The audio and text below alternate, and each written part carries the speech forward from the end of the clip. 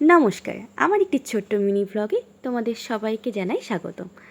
এই যে আমি বৃষ্টি কিন্তু পড়ছে, সেই মাথায় নিয়ে বেরিয়ে পড়েছি। গুড়ি গুড়ি বৃষ্টি পড়ছে, দেখতেই পাচ্ছ। এই যে আমি এবার চলে এসেছি আমার বড় পিসিমণির বাড়িতে। এইটা হলো আমার বোনের পড়ার ঘর।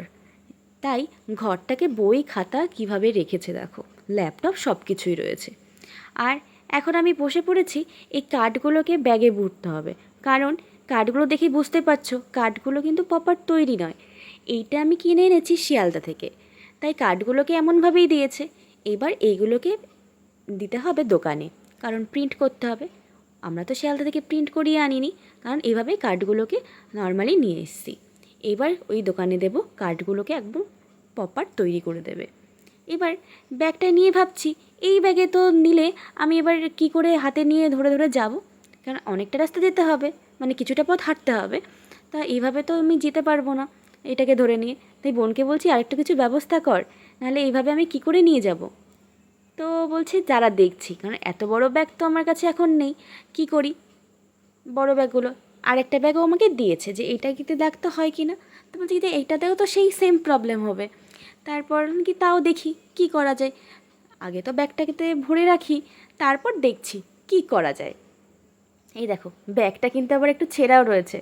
আমি বোনকে আবার হেসে বলছিলাম যে দেখিস, এটা নিতে নিতেই দেখিস কানে এটা ছিঁড়ে না পড়ে যায়।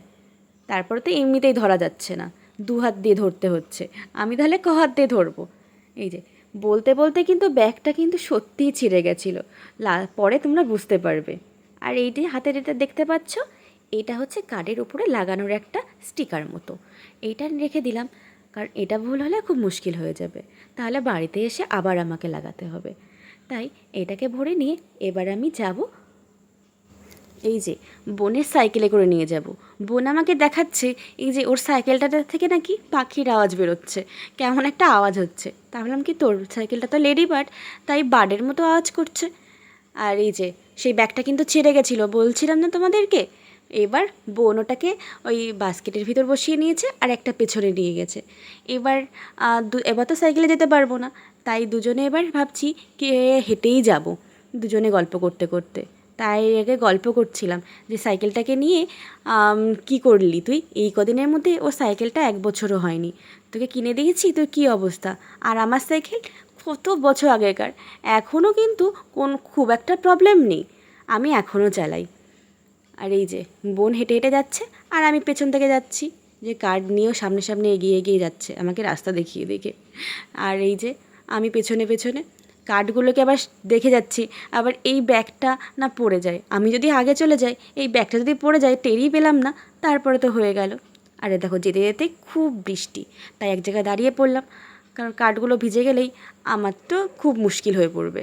এই যে বৃষ্টি পড়ছে, অনেকক্ষণ দাঁড়াতে হলো, বৃষ্টিটা থামছিলই না। আর এই যে এটা একটা খুব ভালো দোকান, এখানেই কার্ডগুলো ছাপাতে দেওয়া হয়েছে। ছাপাতে দিতে এসছি, তাই বয়ান লিখছে। আর এই যে দাদুটা দেখছো, ইনি চশমা ছাড়াই লিখছে। আমি তো এখন চশমা ছাড়া লিখতে দিলে আমাকে তো খুব মুশকিল হয়ে পড়বে, কারণ আমি খুব সমস্যা হয়, চোখে খুব ব্যথা হয়। তাই জিজ্ঞাসা করছিলাম, কি দাদু তুমি এখনও চশমা ছাড়া লিখতে পারছো, আমরা তো এখনই পারি না। তাই দাদুর সাথে একটুখানি তাই নিয়ে একটু গল্প করছিলাম। এই যে সমস্ত বয়ান লিখে নিচ্ছে, যে নাম টাম ঠিকানা সব কিছু লিখে নিচ্ছে। তারপরে গেছিলাম একটু চুড়িদার কেনার জন্য, একটা চুড়িদার কিনবো, তাই এখানে একটা দোকানে চলে এসেছি। দোকানে এসে সেইটা বিভিন্ন চুড়িদার দেখাচ্ছিল, চুড়িদার নাইটি এইগুলো দেখাচ্ছিল।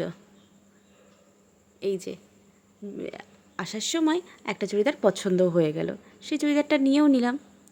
চুড়িদারটা কেনার পর আমরা চলে গেছিলাম মিয়া মোড়ে, একটু তো পেট পুজো করতে হবে। তাই ভাবছি কী খাওয়া যায় কী খাওয়া যায়, হ্যাঁ খিদেও খুব বেশি নেই। তাই ভাবলাম একটা, এই যে দেখতে পাচ্ছ চিজ কর্ন রোল, এটা খেলাম। এই যে খেয়ে দিয়ে বাড়ি চলে আসলাম। তাই সবাইকে গুড বাই, তোমরা সবাই ভালো থেকো, দেখা হবে পরে।